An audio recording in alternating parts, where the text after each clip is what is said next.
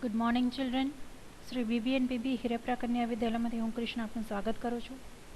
વિદ્યાર્થી મિત્રો, આ અગાઉ આપણે યુનિટ 6 રીડ 1 સ્ટ્રાઇક અગેન્સ્ટ વોરના 3 ભાગ જોઈ ગયેલા છીએ. આ લેક્ચરમાં આપણે તેના ચોથા ભાગ વિશે અભ્યાસ કરીશું. છેલ્લે આપણે એવું જોયું કે મજૂરો છે એ કોઈ પણ સ્થિતિમાં ક્યારેય પણ આઝાદ હોતા જ નથી. હવે આપણે આગળ જોઈએ. We are not free unless the men who frame and execute the laws represent the interests of the lives of the people and no other interest. એમને એવું કહેવા માંગે છે કે આપણે ત્યાં સુધી આઝાદ નથી જ્યાં સુધી જે વ્યક્તિ કાયદો ઘડે છે કે તેનું અમલીકરણ કરાવે છે, એટલે કે કાયદો છે એ અમલમાં લઈ આવે છે, એ વ્યક્તિ બીજી કોઈ પણ બાબતમાં રસ લીધા વગર માત્ર ને માત્ર આ જે લોકો છે તેમના જીવનને ધ્યાનમાં રાખીને જો કામ કરશે તો જ આપણે ક્યારેક ફ્રી એટલે કે આઝાદ થઈ શકશું. The ballot does not make a free man out of a wage slave. Ballot એટલે કે આ જે ચૂંટણી પ્રથા છે, એટલે કે મતદાનની જે વ્યવસ્થા છે, તેનાથી કોઈ વ્યક્તિ છે કે જે ગુલામ છે એને સ્વતંત્ર આપણે નહીં બનાવી શકીએ. બેલેટ એટલે એક પ્રકારના બોક્સમાં પહેલાંના સમયમાં એ રીતે ચૂંટણી લડવામાં આવતી કે એક બોક્સ છે જેમાં તમે જે પણ પાર્ટીને મત આપવા માંગો છો એ પાર્ટીનો સિક્કો એક પેપરમાં મારી અને એ પેપર જે છે બોક્સની અંદર તમારે નાખી દેવાનું હતું. તો એ પ્રકારની જે ચૂંટણી છે એ ચૂંટણીથી આપણે કોઈ ગુલામ વ્યક્તિને ક્યારેય પણ આઝાદી અપાવી શકશું નહીં. There has never existed a truly free and democratic nation in the world. અત્યાર સુધીમાં ક્યારેય પણ એવી એક પણ કન્ટ્રી, એવું એક પણ દેશ, એવો એક પણ દેશ આ વિશ્વમાં નથી કે જે સંપૂર્ણ રીતે આઝાદ હોય અને લોકશાહી તંત્ર ધરાવતું હોય. From time immemorial men have followed with blind loyalty the strong men who had the power of money and of armies. જે વ્યક્તિ પાસે સત્તા છે, પૈસા છે, આર્મી છે, એ લોકો જ્યાં સુધી પોતાની માનસિકતા નથી બદલતા ત્યાં સુધી આવા લોકો કે જે ગુલામ છે એ ક્યારેય પણ પોતાની રીતે આઝાદ થઈ શકશે નહીં. ઇવન વાઇલ બેટલફિલ્ડ્સ વર પાઇલ્ડ હાઈ. પાઇલ્ડ એટલે કે ઢગલા થઈ જવા. તેમ છતાં પણ જો બેટલફિલ્ડ્સ એટલે કે રણના મેદાનો છે એમાં જો ઢગલા પણ થઈ જશે વિથ ધેર ઓન ડેડ, પોતાની ડેડ બોડીથી, એટલે કે જે મજૂરો છે એમની ડેડ બોડીના, જો એમના શરીરના મૃતદેહો જે છે એના જો ઢગલા પણ થઈ જશે, they have tilled in lands of the rurals and have been robbed of the fruits of their labor. તો પણ આ લોકો એટલે કે ઉચ્ચ પદાધિકારીઓ છે કેવા માણસો છે કે જે શું કરશે તો કે આવા લોકો છે એ એમની જમીનો જે છે એ હથિયાવી લેશે, એમની મજૂરીનું ફળ છે એ પણ એ મૂકશે નહીં, એ પણ એ લૂંટી લેશે. આવા લોકો ક્યારેય કોઈના થતા નથી. પોતાનો સ્વાર્થ જે છે એ જ હંમેશા એ સાધે છે.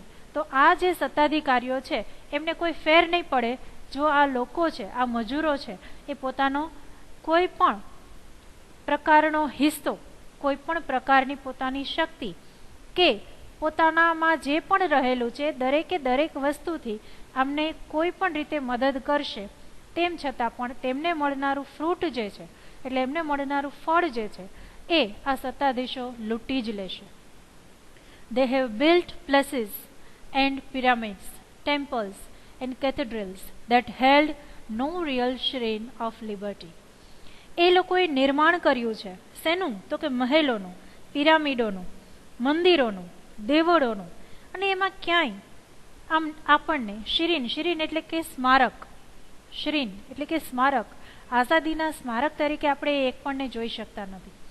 મંદિર છે તો એમાં અમુક લોકોને જવાની મનાઈ છે, કોઈ પ્લેસ છે, પેલેસીસ છે તો એમાં માત્ર સત્તાધિકારીઓ જ જઈ શકે, એમાં જાહેર જનતાને જવાની છૂટ હોતી નથી. કોઈ કેથેડ્રલ્સ એટલે કે ચર્ચ છે તો એમાં પણ અમુક પ્રકારના લોકો જ જઈ શકે છે. એટલે આ જે સત્તાધિકારીઓ છે એમણે શું કર્યું છે તો કે એમણે ભાગ પાડી નાખ્યા છે, અને એ છતાં પણ આ જે બધા ભાગો છે એ ભાગો પડ્યા પછી પણ જે સામાન્ય માણસ છે, જે મજૂર વર્ગ છે ખાસ કરીને, એ પોતે ક્યાંય પણ આમાં એક પણ જગ્યાએ ભાગ લઈ શકશે નહીં. As civilization has grown more complex, the workers have become more and more enslaved. Civilization, આ જે સભ્યતા છે એ જેમ કોમ્પ્લેક્સ એટલે કે જટિલ બનતી ગઈ છે, એવી રીતે વધારે ને વધારે આ જે મજૂરો છે એ ગુલામો બનતા ગયા છે. Until today, they are little more than parts of the machines they operate. આજ દિન સુધી તેઓ માત્ર એ મશીનના એક ભાગરૂપે જ છે કે જે તે ઓપરેટ એટલે કે જે એ મશીન ચલાવે છે. એટલે કે મજૂરો છે એ માત્ર ને માત્ર એક જાણે ભાગ હોય, એક મશીન હોય, બસ એ જ રીતે એમને ગણવામાં આવે છે.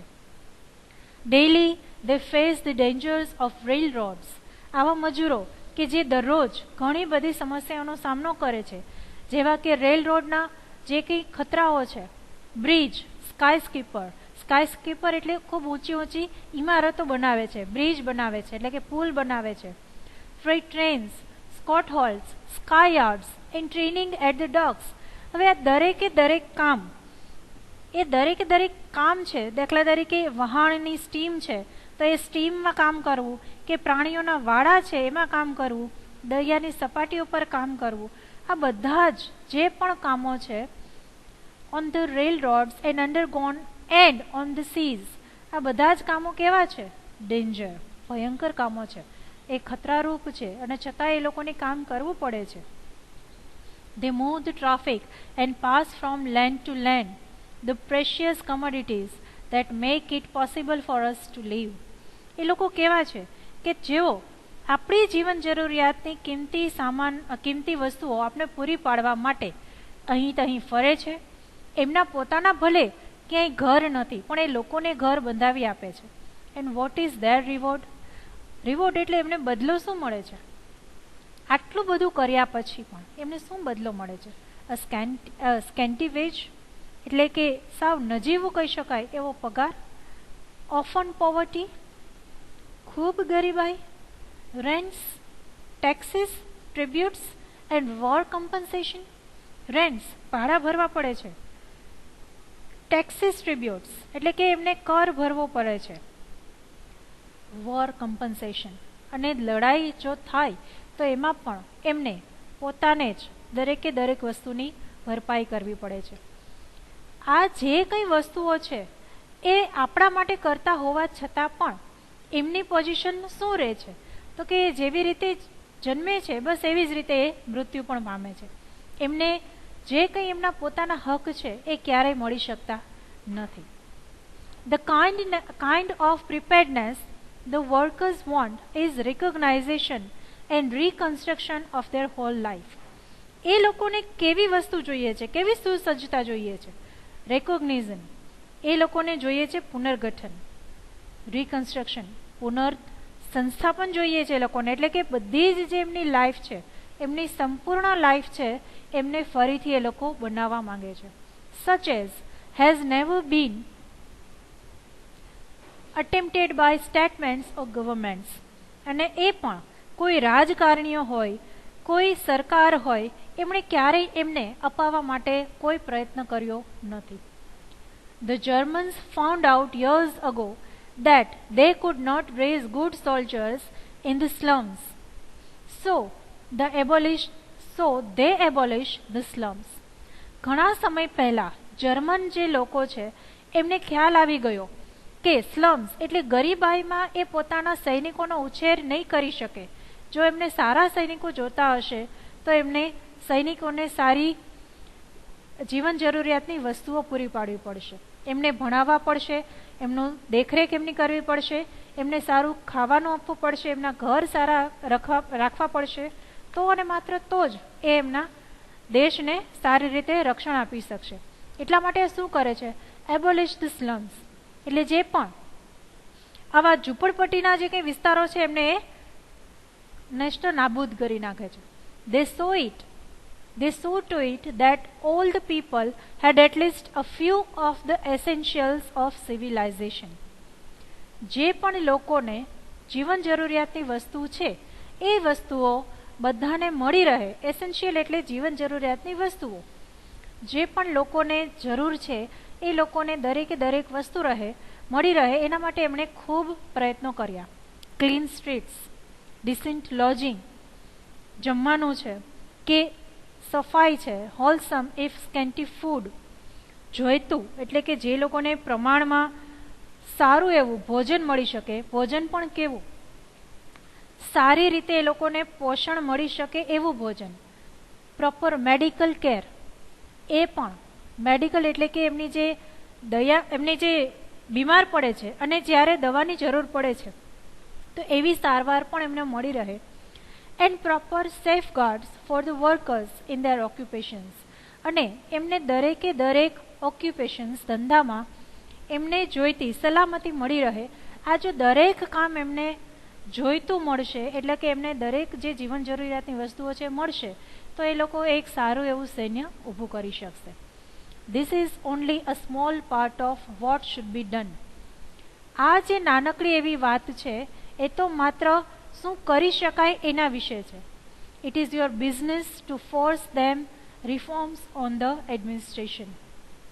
આખી જે વ્યવસ્થા છે એ વ્યવસ્થાને ફરીથી સુધારવાની તમારે લોકોએ એમને અપીલ કરવી ફરજિયાત છે. Let there be no more talk about what a government can or can not do. હવે એના વિશે આપણે વધારે વાત કરવી જ નથી કે સરકાર શું કરી શકે છે કે શું નથી કરી શકતી.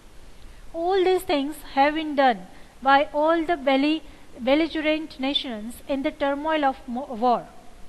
આવી જે પણ સુધારા લાવવાની જે કંઈ મેથડ છે, જે કંઈ ફરજ છે એ સરકારે તો કરી જ છે, પણ જ્યારે વોર એટલે કે યુદ્ધ છે એની તકલીફો ઊભી થાય છે ત્યારે આ દરેકે દરેક રાષ્ટ્ર છે, શું એ રાષ્ટ્ર આ સરકાર જે પણ કામ કરે છે એ દરેકે દરેક fundamental industries have been manage, તો એ શું આવા લોકોને જીવન જરૂરિયાતની વસ્તુઓ પૂરી પાડવા માટે કંઈ કામ કરી શકશે?